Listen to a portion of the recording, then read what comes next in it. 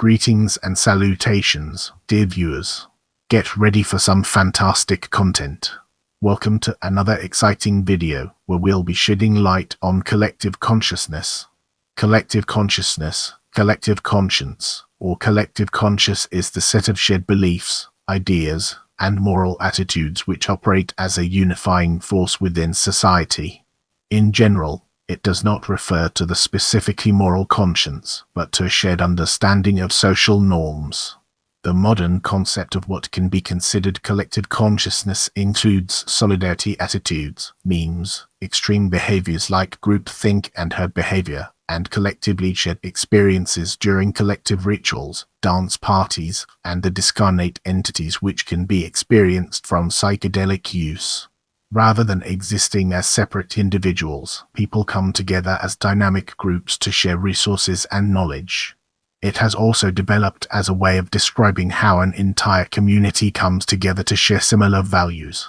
This has also been termed hive mind, group mind, mass mind, and social mind. Now, let's shift our attention to historical use of collective consciousness. The term was introduced by the French sociologist Émile Durkheim in his The Division of Labor in Society in 1893. The French word conscience generally means conscience, consciousness, awareness, or perception. Given the multiplicity of definitions, translators of Durkheim disagree on which is most appropriate, or whether the translation should depend on the context. Some prefer to treat the word conscience as an untranslatable foreign word or technical term, without its normal English meaning. As for collective, Durkheim makes clear that he is not reifying or hypostasizing this concept. For him, it is collective simply in the sense that it is common to many individuals. Social fact. Scipio Seil published La Foule Criminal 1 year before Durkheim, in which he describes emergent characteristics of crowds that don't appear in the individuals that form the crowd. He doesn't call this collective consciousness, but un de la foule soul of the crowd. This term returns in Sigmund Freud's book about mass psychology and essentially overlaps with Durkheim's concept of collective consciousness. As we enter this new chapter, let's navigate the complexities of Durkheim and unravel its multifaceted nature. Durkheim used the term in his books The Division of Labor in Society 1893, The Rules of the Sociological Method 1895, Suicide 1897, and The Elementary Forms of Religious Life 1912. In The Division of Labor, Durkheim argued that in traditional primitive societies, those based around clan, family or tribal relationships, totemic religion played an important role in uniting members through the creation of a common consciousness. In societies of this type, the contents of an individual's consciousness are largely shared in common with all other members of their society, creating a mechanical solidarity through mutual likeness. In Suicide, Durkheim developed the concept of anomie to refer to the social rather than individual causes of suicide.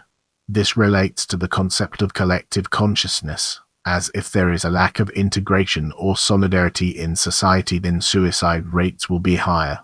As we progress through this video, let's now turn our gaze towards Gramsci.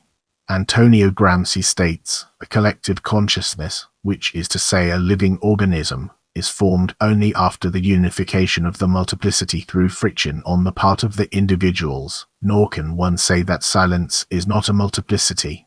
A form of collective consciousness can be formed from Gramsci's conception that the presence of a hegemony can mobilize the collective consciousness of those oppressed by the ruling ideas of society, or the ruling hegemony. Collective consciousness can refer to a multitude of different individual forms of consciousness coalescing into a greater whole. In Gramsci's view, a unified whole is composed of solidarity among its different constituent parts, and therefore, this whole cannot be uniformly the same. The unified whole can embrace different forms of consciousness or individual experiences of social reality, which coexist to reflect the different experiences of the marginalized peoples in a given society. This agrees with Gramsci's theory of Marxism and class struggle applied to cultural contexts. Cultural Marxism, as distinguished from the right-wing use of the term, embodies the concept of collective consciousness. It incorporates social movements that are based on some sort of collective identity. These identities can include, for instance, gender, sexual orientation, race, and ability, and can be incorporated by collective-based movements into a broader historical material analysis of class struggle.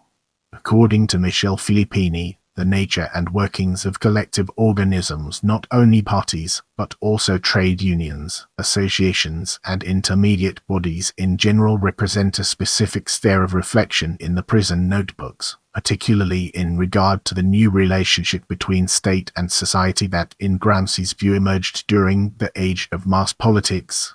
Collective organisms can express collective consciousness. Whether this form of expression finds itself in the realm of the state or the realm of society is up to the direction that the subjects take in expressing their collective consciousness. In Gramsci's prison notebooks, the ongoing conflict between civil society, the bureaucracy, and the state necessitates the emergence of a collective consciousness that can often act as an intermediary between these different realms. The public organizations of protest, such as labor unions and anti-war organizations, are vehicles that can unite multiple types of collective consciousness. Although identity-based movements are necessary for the progress of democracy and can generate collective consciousness, they cannot completely do so without a unifying framework. This is why anti-war and labor movements provide an avenue that has united various social movements under the banner of a multiple collective consciousness. This is also why future social movements need to have an ethos of collective consciousness if they are to succeed in the long term. Turning our focus to Zuckerfield, let's explore its key elements. Zuckerfield states that the different disciplines that have studied knowledge share an understanding of it as a product of human subjects, individual, collective, etc. Knowledge in a sociological sense is derived from social conditions and social realities. Collective consciousness also reflects social realities, and sociological knowledge can be gained through the adoption of a collective consciousness. Many different disciplines, such as philosophy and literature, examine collective consciousness from different lenses. These different disciplines reach a similar understanding of a collective consciousness despite their different approaches to the subject. The inherent humanness in the idea of collective consciousness refers to a shared way of thinking among human beings in the pursuit of knowledge. Collective consciousness can provide an understanding of the relationship between self and society. As Zuckerfield states, even though it impels us, as a first customary gesture, to analyze the subjective such as individual consciousness or intersubjective bearers such as the values of a given society, in other words those which Marxism and sociology examine, now we can approach them in an entirely different light. Cognitive materialism is presented in the work by Zuckerfield as a sort of third way between sociological knowledge and Marxism. Cognitive materialism is based on a kind of collective consciousness of the mind. This consciousness can be used, with cognitive materialism as a guiding force, by human beings in order to critically analyze society and social conditions. Without wasting any more time, let's jump into the fascinating world of collective consciousness in society. Society is made up of various collective groups, such as the family, community, organizations, regions, nations, which as Burns and Egol state can be considered to possess essential capabilities to think, judge, decide, act, reform, to conceptualize self and others as well as self's actions and interactions, and to reflect. It is suggested that these different national behaviors vary according to the different collective consciousness between nations. This illustrates that differences in collective consciousness can have practical significance. According to theory, the character of collective consciousness depends on the type of mnemonic encoding used within a group. Sakala's 2007. The specific type of encoding used has a predictable influence on the group's behavior and collective ideology. Informal groups that meet infrequently and spontaneously have a tendency to represent significant aspects of their community as episodic memories. This usually leads to strong social cohesion and solidarity, an indulgent atmosphere, an exclusive ethos, and a restriction of social networks. Formal groups that have scheduled and anonymous meetings tend to represent significant aspects of their community as semantic memories, which usually leads to weak social cohesion and solidarity. A more moderate atmosphere, an inclusive ethos, and an expansion of social networks. Prepare yourself for an in-depth analysis of literary and oral tradition in this section.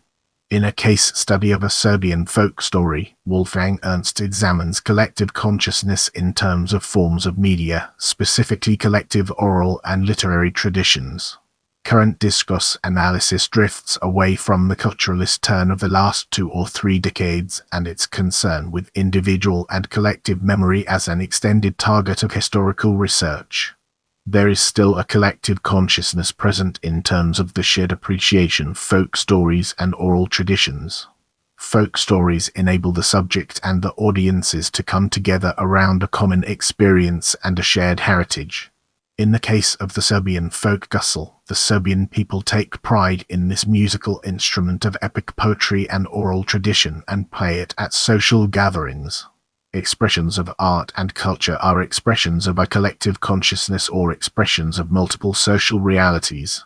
I love hearing from you, so leave your thoughts and suggestions in the comments.